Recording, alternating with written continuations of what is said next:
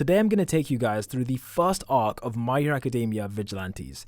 Now, Vigilantes is the spin-off series to My Hero Academia, and it takes place around 6 years before the main story began.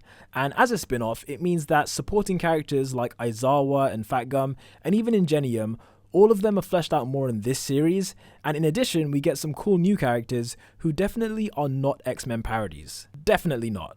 This is the first arc review that I've done since My Villain Academia, which a lot of you guys seem to really enjoy, so I'm hoping that this video here will introduce you to another series that you might not know too much about. But with all that said, let's get into Vigilantes, and please don't forget to subscribe as it really helps out the channel. Now, this cheerful story begins with our main character falling to his death, which is always a great way to start. We see this giant Dr. Manhattan looking villain towering directly above him, and then we flash back to learn a little bit more about our new protagonist. Now, his name is Koichi, and the writer of Vigilantes has said that this character is essentially meant to be Deku if he never met All Might. And with that being the case, Koichi obviously admires heroes a lot, but because he's 19 years old, the chance to actually become a pro hero has long gone. Kinda like when you just have to accept that you'll never be a professional football player or a Formula 1 driver. His quirk is called Slide and Glide, and it allows him to slide along any surface at about the speed of a bicycle, and to activate it, he needs to make contact at 3 points. So for example, if he touches the ground with 2 hands and 1 foot, then that would activate the gliding quirk, as we can see here. And while it's definitely not the best quirk, I mean, it's better than being quirkless, right? Koichi has a part-time job at a supermarket, and in this particular story, he is super late to work one day, but as he's running, he accidentally crashes into 3 locals, who honestly look like they belong in a Shrek movie. But just as the gang leader is about to kick the crap out of him, Koichi activates his ultimate move to fight back and... Nah, I'm just kidding, he runs away. And after escaping the group, he stumbles across a performance by a character called Popstep. Now, Popstep is an unlicensed musical artist, and she goes around town doing illegal street performances, and she has an awesome quirk called Leap, which allows her to jump super high, and she can survive the big falls, but only if the fall comes after her leap. So yeah, Popstep is performing, but Koichi notices that the police are about to show up and presumably arrest her because it's kind of illegal to do what she's doing. So Koichi shouts out and she manages to escape just before they get there. What a guy. After all this, he finally makes it to work a lot later than he planned, and guess who walks right through the door? It's only those 3 guys from before who he just barely managed to escape from. This time they take him outside and beat him up for real this time, and it's revealed that the leader of this group has an awesome Wolverine type quirk called Spike. Now Koichi is pretty pissed off because these guys got away scot-free after assaulting him, while he was pulled over earlier by the police for using his harmless sliding quirk. Because he feels like the system doesn't deal justice correctly, he decides that tonight he's going to change into his hero costume and patrol the streets. And by hero costume, I mean his limited edition All Might hoodie, not to mention those masks that you get in the hospital. Now, as you probably know, anyone who doesn't have a hero license is not a professional hero. What that means is that Koichi is basically a vigilante, which is someone who deals out justice illegally, although in his defense, his hero work mainly consists of picking up people's phones, recycling the trash, and giving people directions. Oh hey, it's Deku's mom. These good deeds that Koichi performs have earned him the name of Nice Guy, as that is literally his hero name, Nice Guy. On his way back home, Popstep shows up and reveals that she's been following him the whole day, even when he was getting beaten up by those guys. Not cool, man, not cool. She then very aggressively makes him a job offer, as his talent for spotting when the police are coming is apparently second to none. But after he declines the offer, she runs away and bumps into someone who, you guessed it, are those 3 guys from earlier.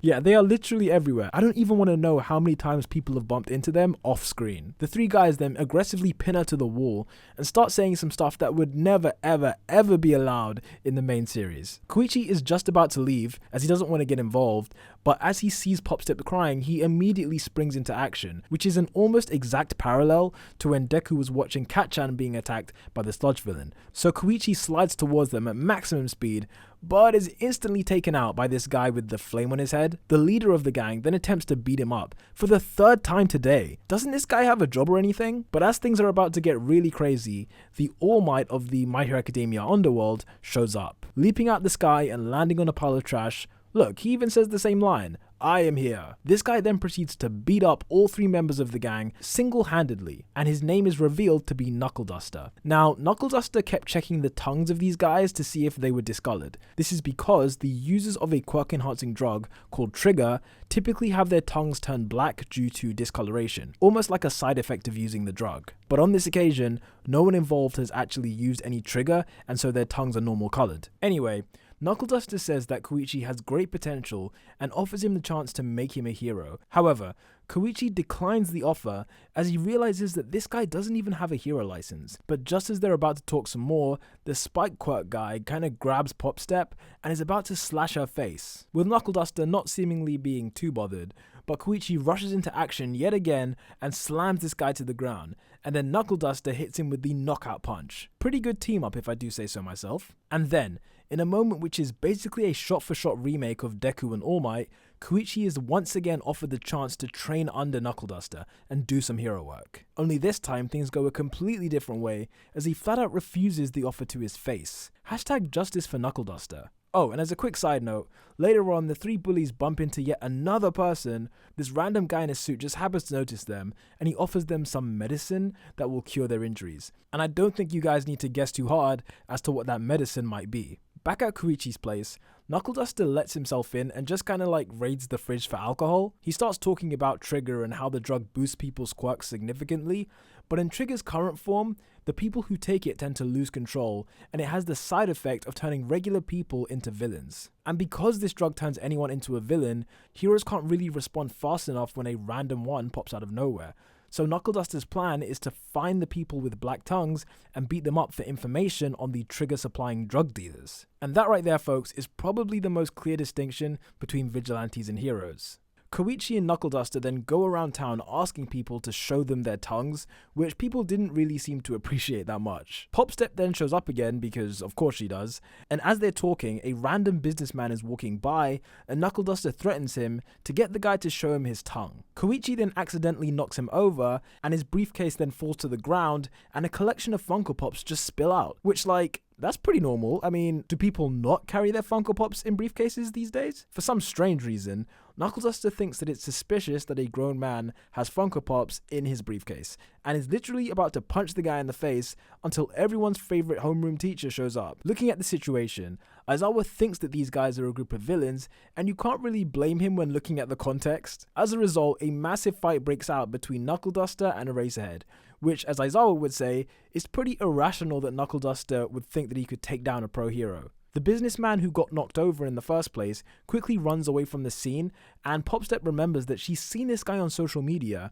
as he always seems to be wherever the villain attacks are happening. Oh, and by the way, as she's coming to this realization, Knuckle Duster is getting his world rocked by Eraserhead. Aizawa notes that his erasure quirk doesn't work on Knuckle Duster, and it's at this point that we get the reveal that Duster is completely quirkless. And due to this fact, he is not guilty of any crime, as Eraserhead believed that there was illegal quirk use going on, but obviously that can't be the case because Duster doesn't have any quirk. Although, I mean, you could still arrest him for assault and battery, like he did fight Aizawa and, was harassing this guy. But you know what, that's the story for another time. Now moving on, you guys aren't going to believe this, but Koichi does in fact bump into those 3 guys yet again. How does this keep happening? All 3 members of the group have now taken Trigger and their quirks are supercharged, with the Spike guy turning into Sonic the Hedgehog and just rolling down the street. Knuckle Duster takes out the Fire guy with just a brick, and at that point Koichi accidentally calls him Master. Yeah, we can see where this relationship is going now.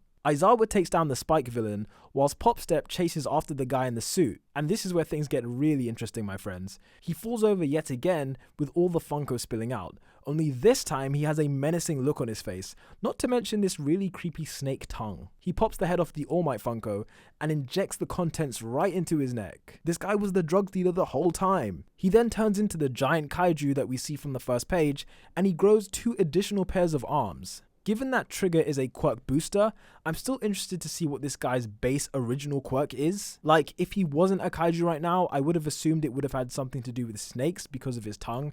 But I mean, he's got 2 extra arms now and he's giant. Like, I really don't know what his original quirk would be. Anyway, he grabs Popstep and one of the gang members, and then this part is actually quite funny. He starts playing with them like he's a little kid playing with action figures. So despite those toys in his briefcase being drugs, I feel like he does still play with them on the sly. Knuckle Duster then uses a support item to swing in like Spider-Man and kick this monster in the face. And let's just take a step back and appreciate that. This is a quirkless guy, right? A quirkless guy going head on against a giant monster. You gotta respect it. And because of this attack, the monster drops Pop Step, and although her quirk does keep her safe from heights, that's only when she's coming down from a jump that she's actually initiated. In other situations like this, she falls normally just like everyone else and will feel the same impact as everyone else. So to cut a long story short, she is 100% about to die right now. Well, at least she was going to, until Koichi shows us the awesome potential of his goofy quirk. He activates it and then slides up the side of a skyscraper at incredible speeds. He then uses this momentum to glide off the building, and we get this awesome spread of him just about to grab Pop Step in the air. But in typical Pop Step fashion, she then kicks him and uses his body as a surface in which to activate her quirk, and she kind of like leaps off his body. So now she's safe, but she's doomed Koichi to fall and basically just take her place. Again, not cool. Duster's already been knocked out by this giant monster, so there's really nothing or no one who's coming to save Koichi at this point. As he's falling to the ground, the kaiju spots him and for some reason decides to accelerate his death by pushing him down to the ground even faster. But thankfully, Koichi uses some quick thinking and he activates his quirk on the monster's hand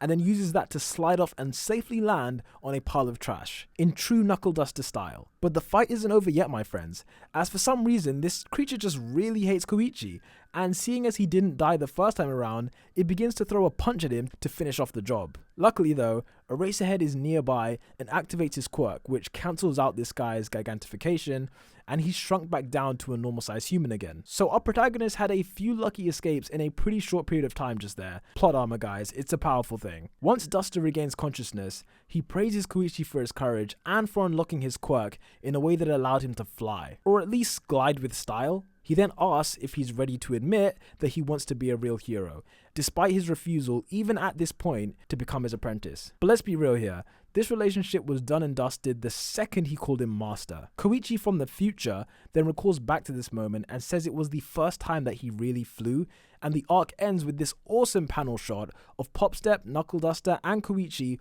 all riding off into the sunset. Well, not so much riding, more like gliding, swinging, and jumping, but you get the idea. Koichi recalls that in the days to come, he would find himself flying higher and higher, but as he says here, that's a story for another time. And that, my friends, is the end of the first arc of My Hero Academia Vigilantes. As you can tell, it kind of ends in the same way that the first few episodes of My Hero Academia ended, with Deku from the future saying this is the story of how he became the greatest hero. And as you can tell, throughout that story there are quite a few parallels, like very obvious parallels, to My Hero Academia. But anyway, I really hope you guys liked it. That covered most of the first volume of the series, with the second arc then introducing some new characters, including these X-Men boys. If you guys like this video, then I'll definitely do a part 2 where I cover the next arc and most of the second volume. And if you like this video, then please share it around on Twitter or Facebook or whatever you mainly use, as I think there are a lot of My Hero Academia fans who don't even know that this spin-off series exists. Also, on a completely random note, if this was to get its own anime adaptation, the English dub would have to have Christian Bale as the voice actor for Knuckle Duster. This guy just oozes Batman, just without any money. But that's everything from me today, guys. Let me know if you'd like me to do a follow-up to this video, or if you'd like me to focus on an arc from My Hero Academia and do that one instead. Thank you for watching, guys, and peace out.